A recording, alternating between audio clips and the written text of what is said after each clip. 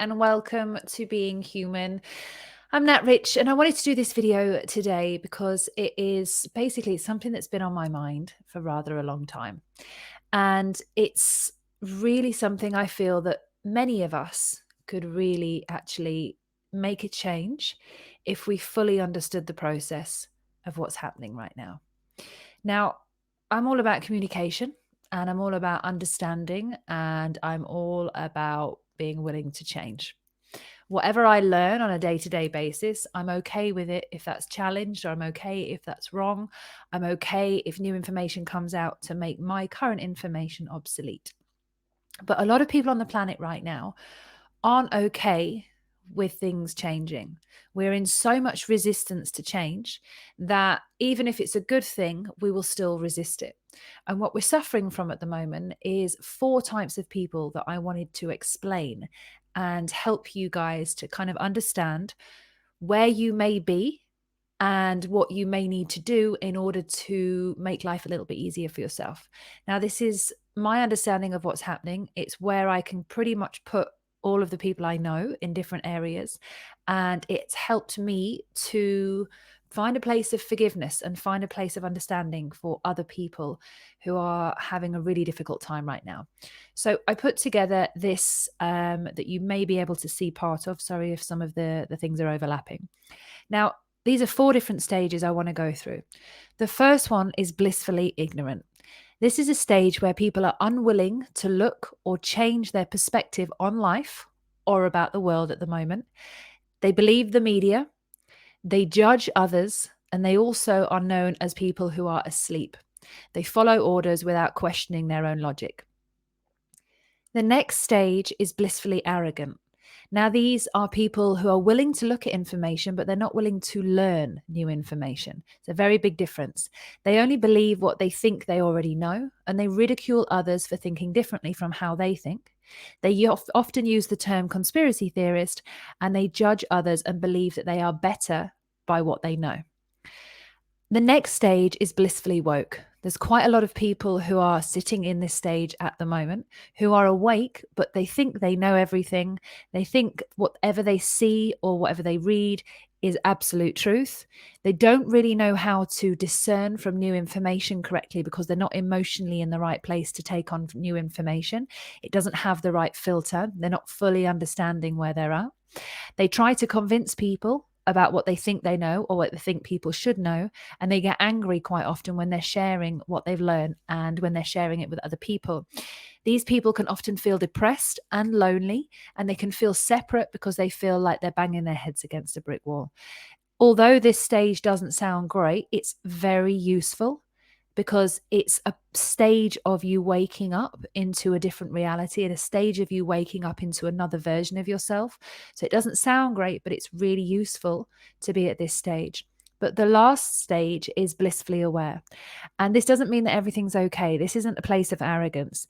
This is just someone who considers all the new information. You're willing to be wrong if you need to be.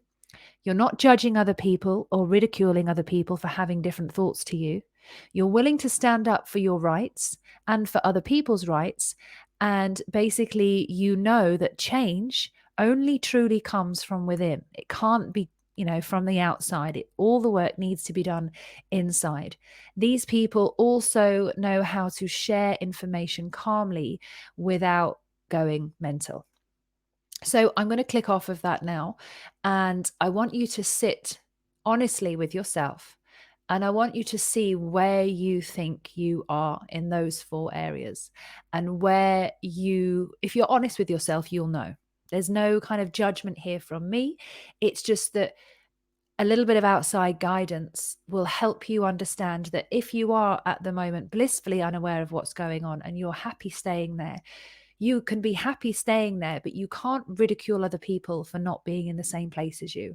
It's not fair for you to judge other people or calling them a conspiracy theorist or, belittling them in some way or ganging up on them in some way if they don't think the same as you. Because if you're not willing to grow or change or take on new information, then you will suffer the consequences of that mindset in whichever way is relative to your own life. But there is no reason for you to make it harder for other people who have taken the step to actually look at what's going on the planet right now. And I know it seems scary, everything does seem crazy, but people feel that something's not right now, and something within them says that something's majorly wrong. So these people have got, you know, a lot of dedication into knowing what their truth is, and they're now taking a new step. So they've come out of blissfully unaware and they're moving into another space.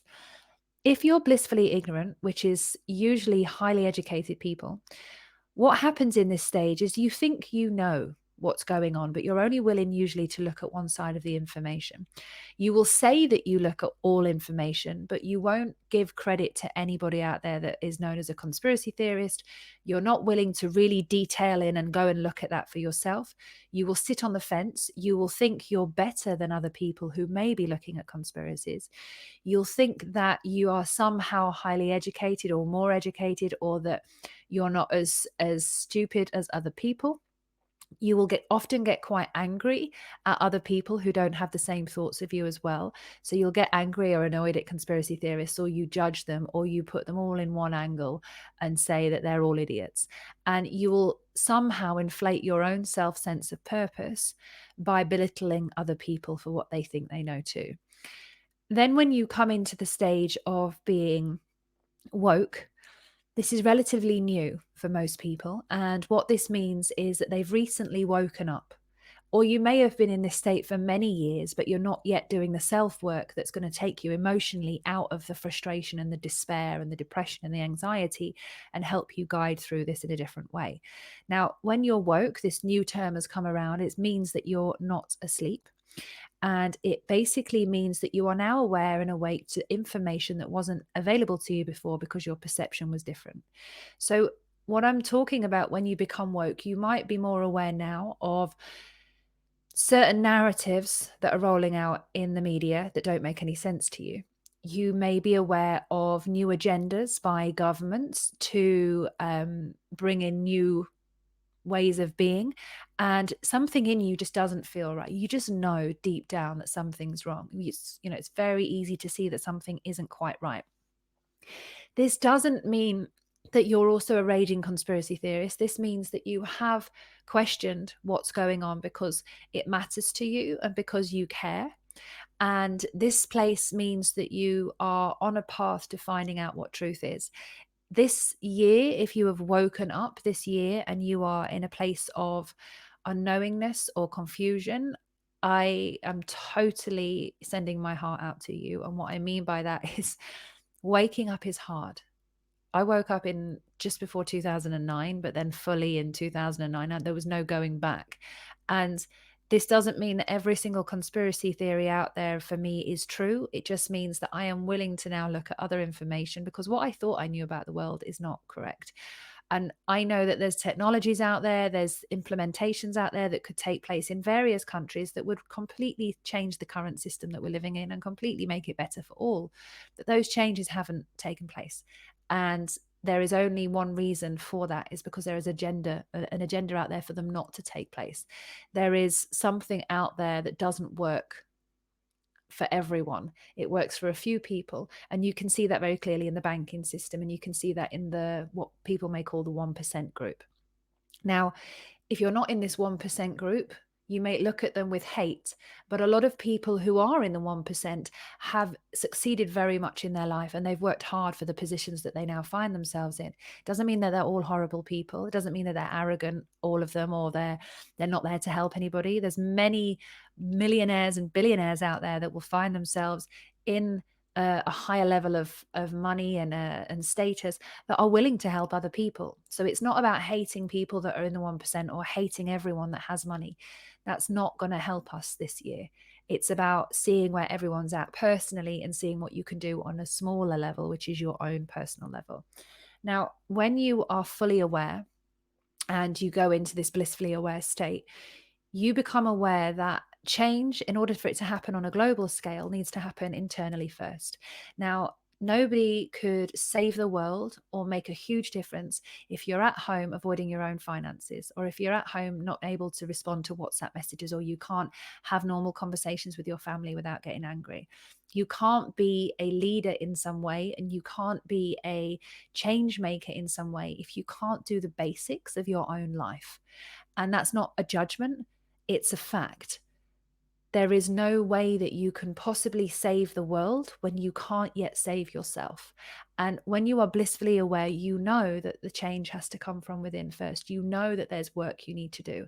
That's looking at your addictions, looking at your temper, looking at the way you communicate, looking at your past, history of your exes. If you hate all of them, there's hate that you're carrying there, but you want the world to believe that you can save it, but you're carrying so much hate. We always need to look in first before we look outside. And whenever you do any kind of spiritual work or personal development work, it's actually about taking responsibility for your own actions and for your own way of communicating and for your own part in your whatever it is role play you're playing out, and seeing what you could have done differently or improved on, or could maybe change for the next time that you have to go into that. Now, a lot of people will say this sounds like a really long thing and we haven't got time, the world's ending, and this is what's going to happen, because the pressure does seem like it's on. And I'm totally aware that it does seem like we're running out of some kind of time and we're running out of something. And the scare tactic and all of the scare factor that's out there at the moment is largely being driven by the media. And something I termed, which was CRD, which is context replacement disorder. We are currently suffering from what I believe is CRD. It's where the context of all the stories and the newspapers have been changed in order for us to feel divided and to feel hated and to feel upset and angry at the world. Now, there are things going on in the world that don't make sense. There are elections out there. There's a massive amount of fraud regarding the election in America, which some people believe and some people don't. So that's causing a division.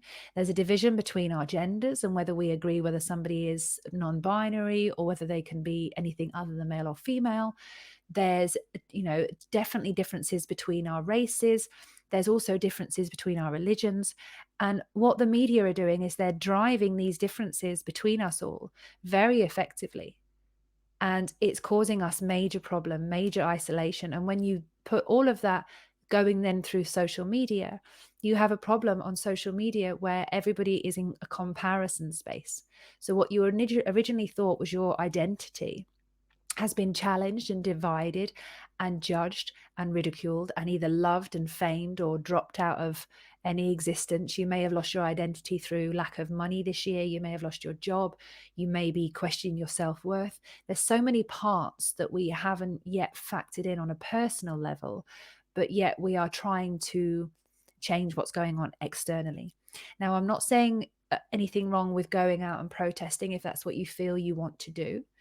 And I do believe that it does provide a good base of support for many people who want to get together and unite around this issue. But making that into a violent protest or using your anger in some way, it's okay to be angry, but it's okay to be angry and to work on that anger within yourself. But to direct that anger towards other people and to get violent or to be abusive in any way isn't an effective way to communicate, and it's not an effective way to deal with your anger either. Now, I personally don't fully understand everybody's dramas, right? I'm going to call them dramas because we each have our own dramas, and that's not me being offensive. Each of us has our own drama in our own life, as well as there being a global drama.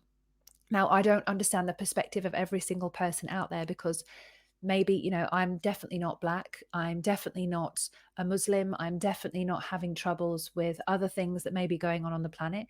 But just because I'm white doesn't mean that I don't have my own fair share of problems or things that are rolling out in my life. Not necessarily problems, but situations. Regardless of who you are, we all have things specific to us that we may be struggling with. And that's one of the things that I feel that we need to have respect for other people at this time, and we need to look at them and think, regardless of what it is, I think of this person or where they're at, is like, what are they going through? Because we are all in the same position. Now, what I do understand or understand, or however you want to use terminology, is that regardless of all of our differences, we are all suffering from the same problem. And that problem is that a very few amount of people in every country in the world are deciding the livelihood and the freedom and the rights for the larger collective of those individual countries. So globally, a small amount of people are taking control of all of our lives. And they're doing that by forcing new laws, new ways of existing, by cutting off things we once had access to. And it can feel like we're having everything taken away from us. And we essentially are. But what I want from this video is not only that you share it with other people to try and get a sense of clarity and a sense of understanding of where you are in this at the moment, but also that you ask yourself, what is the tipping point for you? What is the point in which they do push and it is a little bit too far? Because it may be that you've not yet woken up into any of this, but if they take anything else away from you, maybe they take away next summer and you can't go on your holiday. Maybe they take away the rights to drive a car. Individually, we all, regardless of where we sit in those 4 areas that I mentioned earlier, individually, we all have a tipping point. I want you to ask yourself what that tipping point is. And if it's already been pushed past, then sit with that.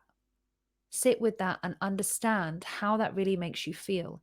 And then look at that, and then look at the rest of your life and see where you can actually make a physical change or take a step in the right direction today. And I'm not talking about globally or going out protesting, but what can you do in your life right now that would tidy it up, that would give you a sense of satisfaction so you can still maintain a level of genuine happier emotion around this time? Because there's things you can do. At the moment we feel like we can't do a lot, but on a personal perspective there's so much work we can do. And when you start to do that, you start to feel better. And we can't rely on how we feel by looking outside of our window or reading the papers or seeing what's going on YouTube or the social media. The world around us is crumbling. The only safety we have is when we close our eyes and we can go inside. And within there, sometimes some of us feel like that's the darkest place, but that's where the work can be done. That's where, if you're willing to just take and sit back and just relax and look and honestly say to yourself, what can I do today that will make me feel better? Start there. It's the only place that you can make real change that can give you some kind of satisfaction in a very bleak outlook at the moment with what's taking place. And having that sense of self and that sense of personal responsibility will help you feel that you have more power, because a lot of us are feeling powerless at the moment. So I don't want to make this any longer than 20 minutes. I wanted to keep it under 20 minutes, but I want to keep doing these videos because I've done a lot of the work, and I'm not being arrogant when I say that. I'm 10 years in or more on this journey. I've looked at every conspiracy theorist out there, every single story that there is, every narrative. It's been very hard for people to come to me and say, oh, have you heard of this one, and me not hearing about it, because I'm willing to look at everything. But even through looking at everything in the way that I have, I know that my power comes from within. And I want to help as many people as I can to get to where they can feel true power, rather than trying to piece together a jigsaw that's got no picture on the front of the box. It's hard as hell out there. It's like herding cats to try and get your friends to try and agree with you. Everyone's going through their own emotional struggles. So please do reach out if you have to ask any questions or you want to ask any questions. You don't have to, obviously. And do let me know if there's anything you want me to do a video on. I'm more than happy to share what it is I've learned up to now to be able to help people. My website is where'snatat.com. And you can also find me here on YouTube. I don't have any social media, and I won't have any other social media. I'm not interested in supporting the tech companies in that way.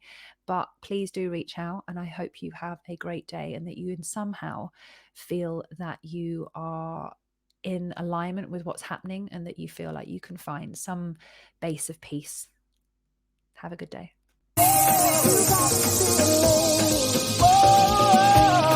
got to